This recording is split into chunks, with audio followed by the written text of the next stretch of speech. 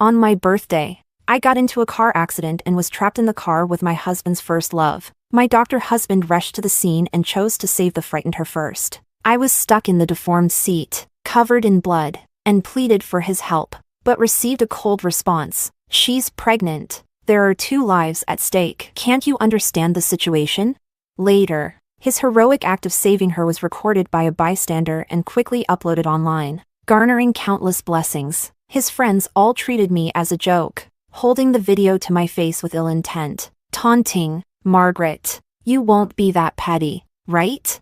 Just off the operating table, I clutched the miscarriage notice in my hand and smiled indifferently. No, I won't. After all, this marriage, along with Bruno Liu, is something I don't intend to keep. Let her have it. Chapter 1. The moment the anesthesia wore off, the pain surged like a tidal wave. I lay in the hospital bed, pale and trembling uncontrollably, unable to withstand the searing agony in my chest that felt as if it had been pierced by a sharp weapon. In front of me, a video kept looping on my phone. At the scene of a car accident, a man rescued an injured woman in time. They looked into each other's eyes amidst the fireworks, their passionate gazes blending together. Picturesque and beautiful, the comment section was overwhelmed. A hero saving a beauty brought to life. So sweet! The lingering look in their eyes, definitely true love. Crying, handsome man and beautiful woman, they should be locked together with a lock. I'll swallow the key. Everyone praised them as a perfect match. If that hero wasn't my husband, Bruno, and if I wasn't the unconscious one at the scene of the accident, I could have calmly offered my blessings too, self-destructively pulling the progress bar repeatedly. I held back for a long time but still couldn't stop the tears from falling embarrassingly. Today is my birthday. Bruno had promised to celebrate it with me, but Camille just said, "Bruno, my stomach feels a bit uncomfortable," and he turned around to pick her up without a second thought. To rush to the hospital in time, he anxiously stepped on the accelerator, causing an accident halfway. Because of Bruno's timely protection, Camille was only frightened. I, however, crashed into the car door due to his sudden turn and was trapped in the deformed back seat. Unable to move, my lower body suddenly bled profusely, and the sharp pain in my lower abdomen caused me to lose consciousness. When I struggled to call for his help, I received a cold response. "Millie is pregnant. 2 lives. Margaret, can't you be more sensible at a time like this?"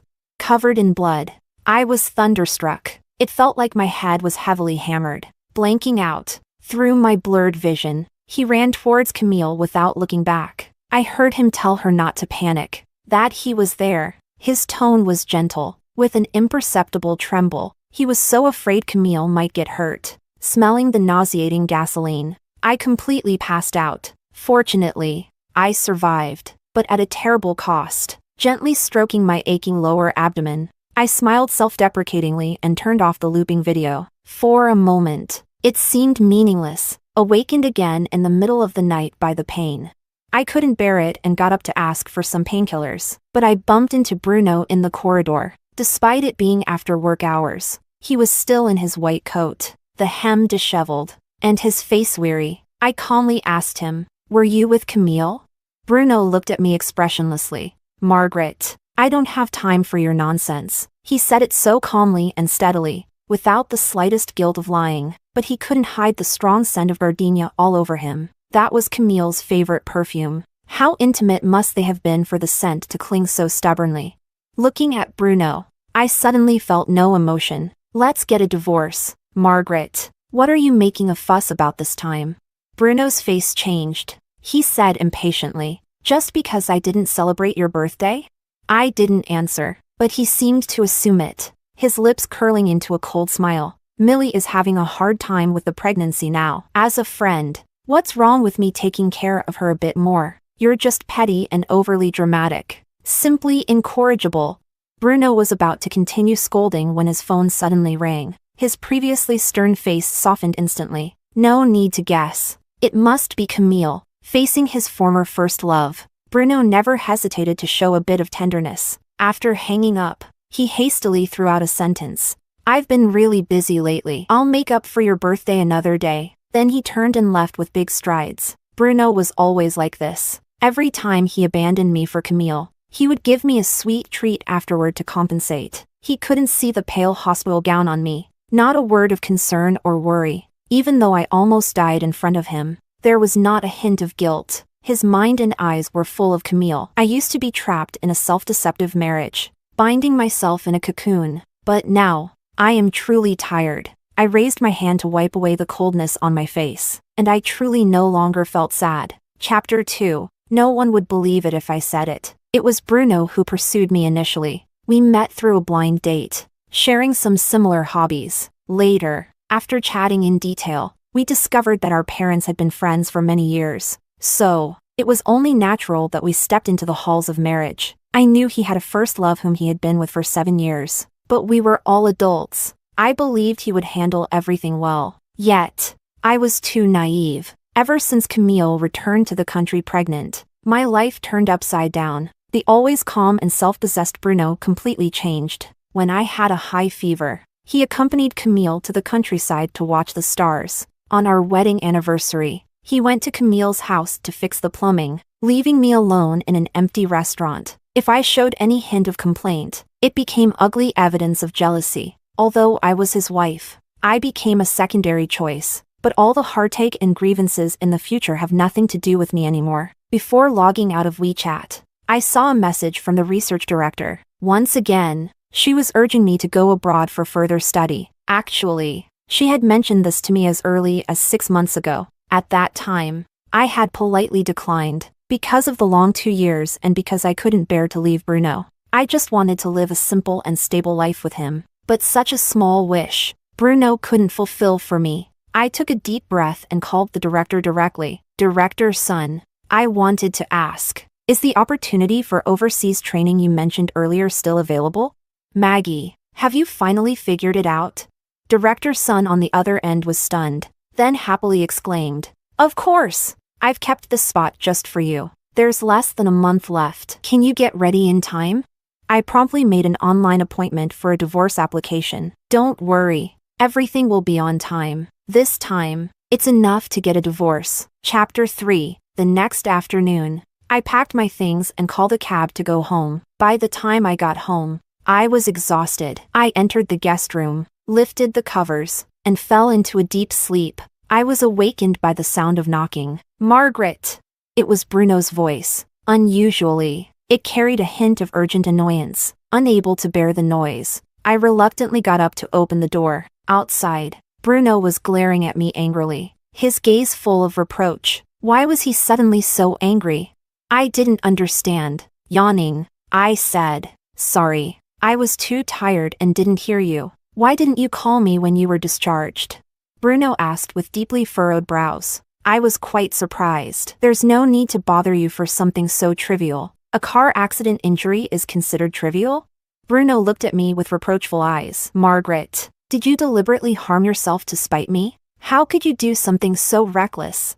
Being scolded for no reason. In the past, I would have definitely argued with Bruno. But now, I just smiled calmly and serenely. You're overthinking. The doctor said I've recovered well and allowed me to be discharged. Thanks for your concern. My attitude was polite but distant. Bruno was stunned. He was about to speak when a woman's coquettish voice came from behind him. Margaret, you're home? Why didn't you tell me? In the middle of the night, Camille appeared in a cool camisole nightdress, looking completely at ease, as if she were the mistress of the house. Instinctively, I glanced at Bruno. He rubbed his nose, unusually uneasy. Millie's house suddenly had a leak, and since she's pregnant, I couldn't leave her alone. Pregnant women do need special care. I understand. Bruno was momentarily stunned. I smiled at him. Margaret, you're not angry? I chuckled. Helping friends is normal, especially since she can't be alone right now. And you're a doctor. It's your expertise. Hearing this, Camille's expression changed slightly, and Bruno looked utterly incredulous. I waited a while. Seeing him still standing there, I turned to go back to sleep, but Bruno suddenly grabbed my hand. No, Margaret. I know you must be angry. Now it was my turn to be stunned. I saw Bruno press his lips together. You didn't react like this before. I couldn't help but recall the past. Whenever Camille called, he would always go to her, never missing a call. We had countless arguments over this. I had cried, raged, and even scratched his face hysterically like a madwoman. But he remained unmoved. He would even scold me back. A person with a dirty heart sees everything as dirty. But now, facing these two again, I felt no emotion at all. I didn't love him anymore. Naturally, I didn't care. So I politely withdrew my hand. It's late. Don't overthink it. Bruno stared at his hand, paused midair. Ah. Bruno. My stomach suddenly hurts. Camille suddenly clutched her abdomen, her eyes red, looking like she might faint any moment. Millie! Bruno shouted, his brows full of anxiety. He unabashedly held her in his arms, turning to glare at me. Margaret, I thought you'd change. But I was wrong. Being petty with a pregnant woman, aren't you afraid of karma? With a loud bang, he left with Camille, slamming the door. Such things had happened many times before, but this time, I felt no waves in my heart. I went downstairs, made myself a late-night snack, ate too much, and couldn't sleep. I lay in bed playing on my phone and accidentally saw Camille's post from 3 minutes ago. At the hospital, she leaned intimately on Bruno's shoulder. Bruno slightly bowed his head, his slender fingers gently stroking her protruding belly. The caption read, "My Bruno will be the best dad in the world." The comment section was buzzing. They were mostly mutual friends of Bruno and Camille. Some even tagged me to provoke me. I looked down at my flat belly, a self-mocking smile on my lips. I lightly tapped the screen and replied, "Congratulations on getting what you wished for." Chapter 4. In the days that followed, Bruno didn't come home. I enjoyed the peace and focused on my recovery. In the meantime, I contacted a lawyer and got a divorce agreement drafted. Before I knew it, it was time for my follow-up appointment at the hospital. I didn't expect to run into Bruno. The moment he saw me, his face turned cold. That post on Millie's WeChat was just a joke. You provoked her, and pregnant women are sensitive. If something happens to her and the baby, can you take responsibility? If something happens to her and the baby. Bruno's words suddenly reminded me. Memories I had tried to forget came rushing back. The car accident, the blood, the unconsciousness, the sympathetic look from the doctor on the operating table, and the form I forced myself to sign for the induced labor. I stood frozen, my heart feeling as if it were being torn apart by giant hands, the pain suffocating. Seeing me remain silent, Bruno assumed I felt guilty and grabbed my hand without further ado. Today, you must apologize to Millie and get her forgiveness. Though I had been resting for several days, the miscarriage caused by the car accident had left me weak and exhausted. Bruno forcibly dragged me into Camille's hospital room. It was crowded with people. As soon as they saw me, their faces showed disdain. These were the same people from the comments section that day. Upon entering the room, Camille casually mentioned she wanted to eat mangoes. Bruno's hands didn't stop moving. He normally didn't like eating fruit. And as a doctor, he was very particular about his hands. I remember once, during my period, I asked him to make me a bowl of brown sugar water, but he coldly refused. Margaret, I'm a doctor. My hands are very precious. Can't you order takeout? But now, he let the sticky juice soak his hands, patiently peeling a whole plate of mangoes for Camille. It was treatment I had never received. The mocking gazes directed at me grew more intense. Witnessing all this, I remained calm. We were getting divorced. It had nothing to do with me. Camille, as if just realizing it, teased Bruno. Come on, Bruno, you're so good to me. Margaret must be dying of jealousy. Bruno stopped what he was doing, glanced at me intentionally, and sneered coldly. Can't you do things yourself without me reminding you? He then tossed a mango from the fruit basket at me. I instinctively caught it and placed it on the side table. Seeing my series of actions, Bruno looked momentarily stunned. I knew what he was surprised about. He had given me an out, and I hadn't gratefully accepted it. Someone rolled their eyes. Oh, she's gotten smarter, knows how to retreat to advance. What a tactic!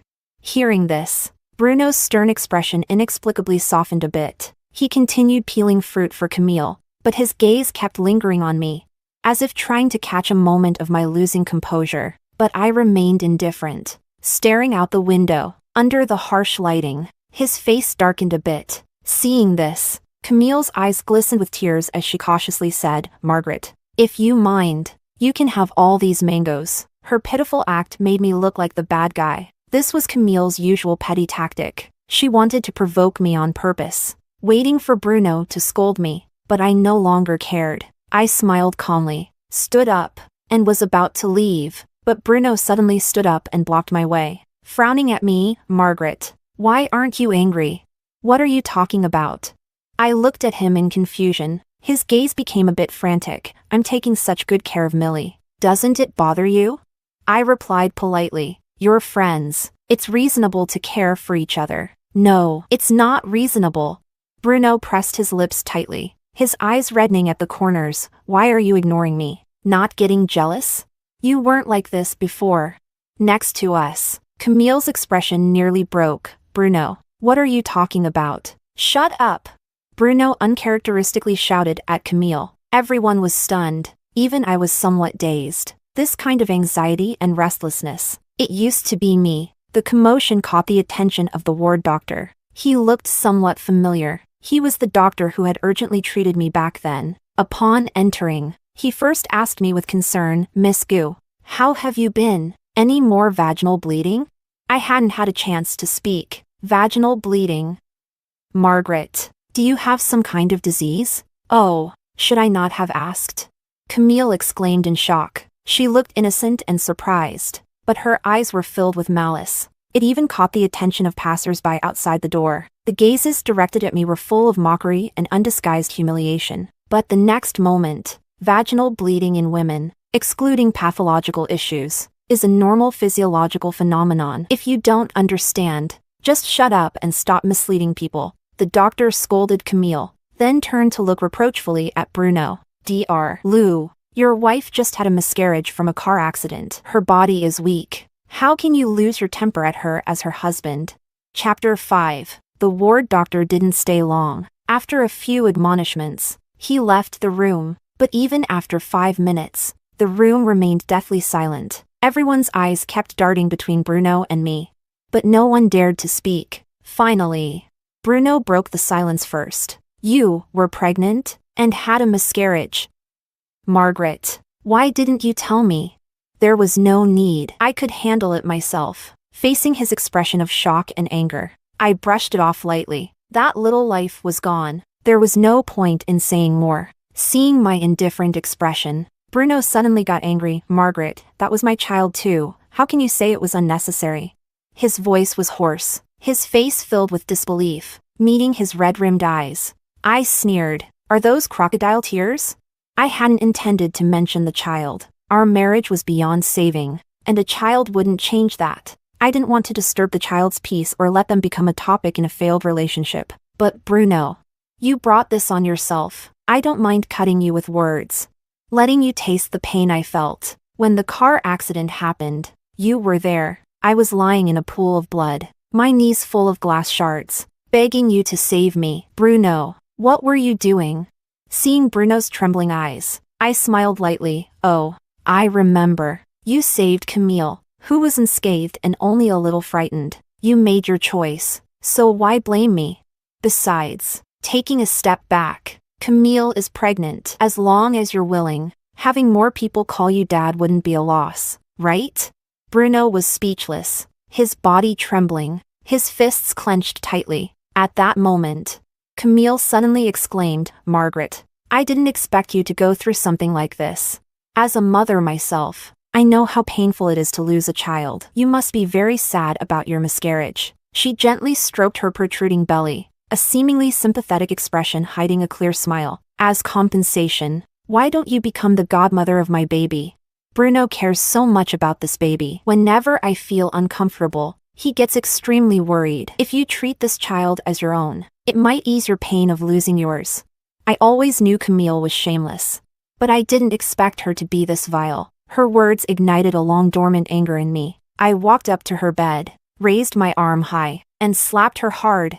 Caught off guard, she stumbled onto the bed, holding her face in disbelief. "I used to ignore you because a fly won't land on an egg without cracks." Bruno couldn't control himself. "I'm not someone who teaches wives or enjoys dealing with mistresses. Your repeated provocations are childish, but you should never have insulted my child.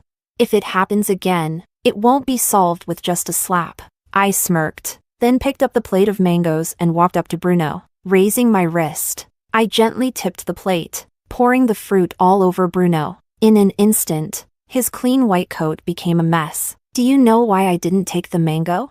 I wiped away the mockery in my eyes and looked at Bruno, speaking each word clearly, because I'm allergic to it. I had a reaction in front of you on our first date. If you can't even remember what your wife eats, don't pretend to care. Enjoying the sight of his suddenly pale face, I laughed heartily. Stop being so hypocritical, Dr. Lou. Chapter 6. Before leaving, I casually left the divorce papers behind. Then I went for my follow-up appointment. Bruno, surprisingly stubborn, insisted on accompanying me. I don't accept the divorce. I'm your husband, Margaret. I have that right. I didn't bother arguing with him, prioritizing my health. After the examination, the attending doctor said I was recovering well. Hearing this, Bruno let out a sigh of relief, showing a relieved expression. He then took the initiative to pay the bills and get the medication. I watched coldly. I wasn't going to refuse free labor, even when I was about to call a cab home.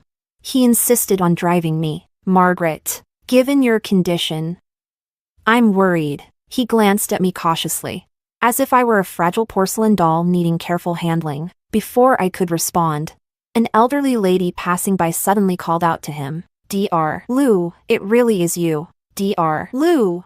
Seeing Bruno's surprised look, she smiled even more warmly. Don't you remember me? I was your patient when your wife was pregnant and hospitalized. I was in the bed next to hers. Oh my, I've never seen a man as wonderful as you, Dr. Lou. Despite your busy schedule, you always found time to be with your wife, serving her tea, massaging her cramping legs. It made me so envious. I hope my daughter finds a husband as caring as you when she gets married.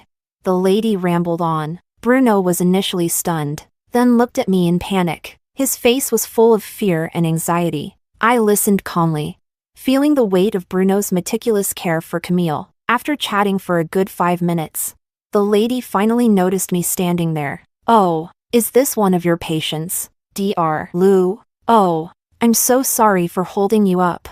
I smiled but said nothing, not wanting to be associated with Bruno. We would soon be strangers after the divorce, but for some inexplicable reason, Bruno grabbed my hand, telling the lady earnestly, No, this is my wife. Oh, your wife. Wait, your wife. The lady's face turned from shock to disdain. In no time, her gaze towards Bruno became filled with contempt. She forced a smile, and as she turned to leave, she muttered loud enough for all to hear. Having a wife yet always hanging around a pregnant woman. He looks decent but is worse than a beast. Cheaters like him are everywhere. It's so disgusting.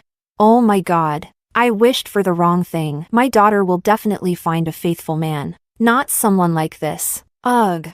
I couldn't understand Bruno's behavior. Why create trouble for himself? Was he insane?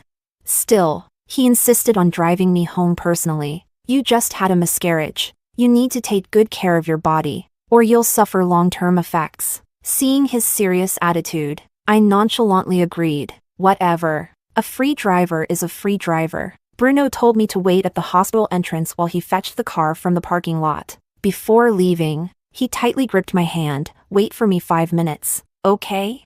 His usually cold eyes held a hint of pleading. I agreed, but after 10 minutes of waiting, there was still no sign of Bruno or his car. I glanced down, opened the ride-hailing app on my phone. 15 minutes later, I was safely home, as I sipped a warm cup of milk.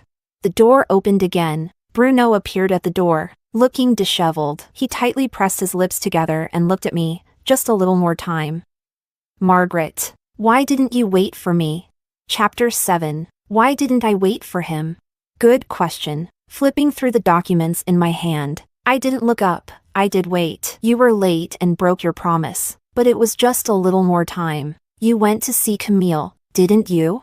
I cut him off abruptly. Don't bother denying it. There's her lipstick on your collar. The mark was glaringly obvious. A blatant provocation. Camille had set the stage. Not fulfilling her plan would be a shame. Millie suddenly fainted, and I was worried something might happen to her. Bruno's face showed undeniable panic. There's really nothing between us. You misunderstood. His hoarse voice carried a hint of barely perceptible grievance. as if I had caused him great sorrow, but I was the one truly suffering. I laughed bitterly, feeling an indescribable rage. You feel wronged over such a small thing? But Bruno, the pain I've endured because of you goes far beyond this. When we got married, you tearfully promised to make me happy for a lifetime, without shedding a tear. But in reality, all the suffering and humiliation I've endured were brought by you. 2 months ago, during a heavy rain, you volunteered to pick me up, but halfway there, Camille called, and you left me on the roadside. I walked in the rain for 2 hours, got a bacterial infection, and ended up in the hospital. A month ago, during a business trip, I encountered a local riot. I was so scared. I took the earliest flight, 14 hours to get to you, seeking peace, only to find you hugging Camille, singing her a birthday song. A week ago, I was bleeding profusely, begging you to save me and our baby. I was so desperate. And what did I get in return? You took Camille and got on the ambulance without looking back. Not even a word of concern. If it weren't for the firefighters arriving in time, I would have died in that gasoline-soaked inferno, leaving no chance to hear your petty grievances. Clenching my fists, I couldn't help but shout at Bruno. Tell me, Bruno, what right do you have to complain to me?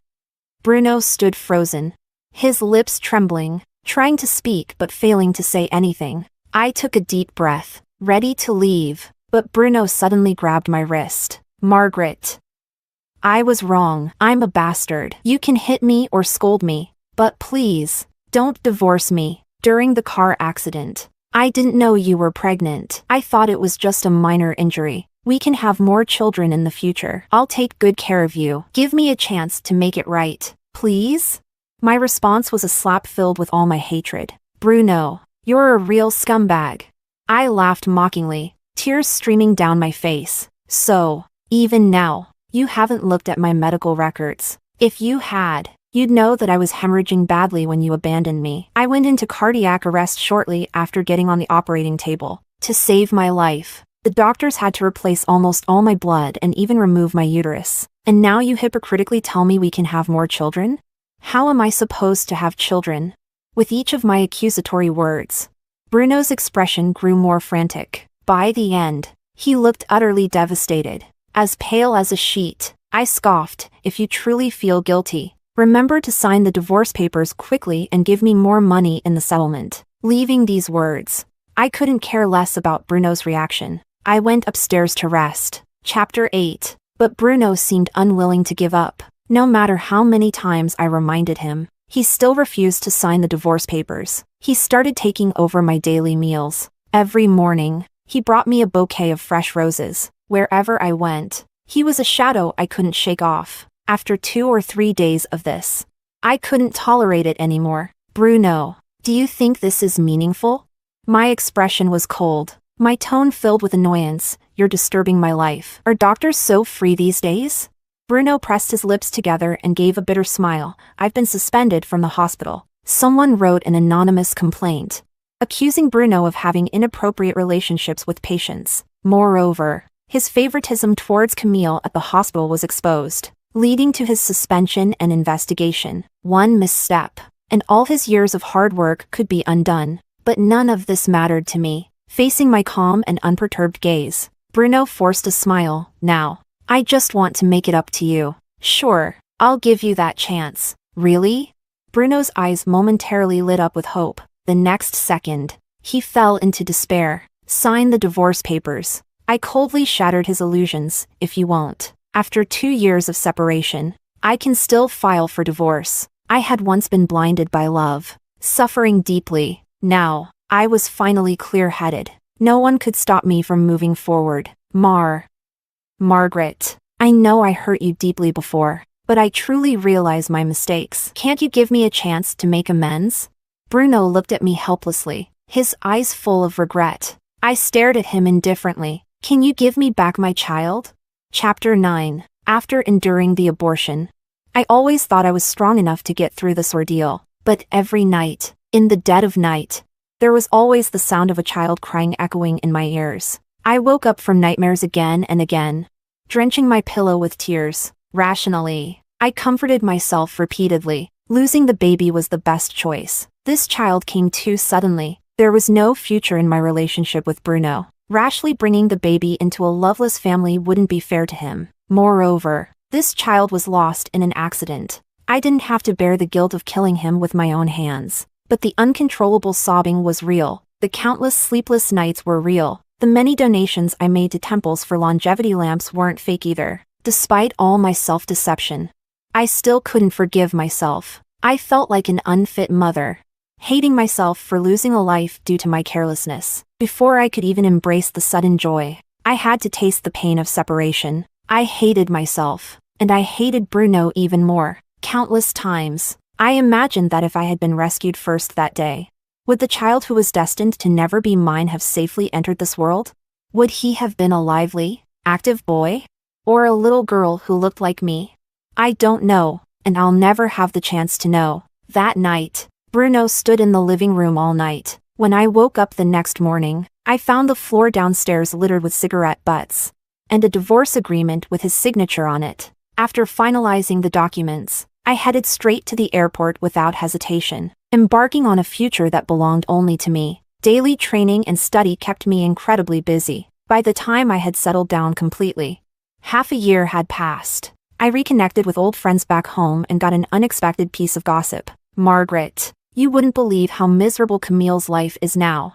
After the divorce, to avoid unnecessary trouble, I announced it on social media with the excuse of the feelings have faded. Returning to being friends. There's no need to be too harsh in the adult world. But Camille couldn't resist flaunting and provoking. A busybody dug up the dirt on her and Bruno. Not all friends were as clueless and brainless as their mutual friends. Many were indignant and stood up for me. Suddenly, their reputations were in shambles. And just as Camille was about to give birth, the child's father was finally identified. A wealthy woman came forward, accusing Camille of being a shameless mistress and had people beat her until she miscarried and bled profusely. In her final month of pregnancy, it was touch and go whether she would survive. Even though the doctors saved Camille's life, the baby was gone. She was left with permanent damage, bedridden for life. She didn't even have a chance to seek justice. That wealthy woman was ruthless, using mentally unstable people to attack Camille. A few medical records let them easily escape prison time. As for Bruno, he was caught by the disciplinary committee amidst the chaos and dismissed. No one knows where he's working now. Probably some obscure clinic as an assistant. It's said that his life is even more miserable and humiliating. But none of this matters to me anymore. After hearing the gossip, I stretched and continued to immerse myself in my studies. After that, I heard no more news from homeland.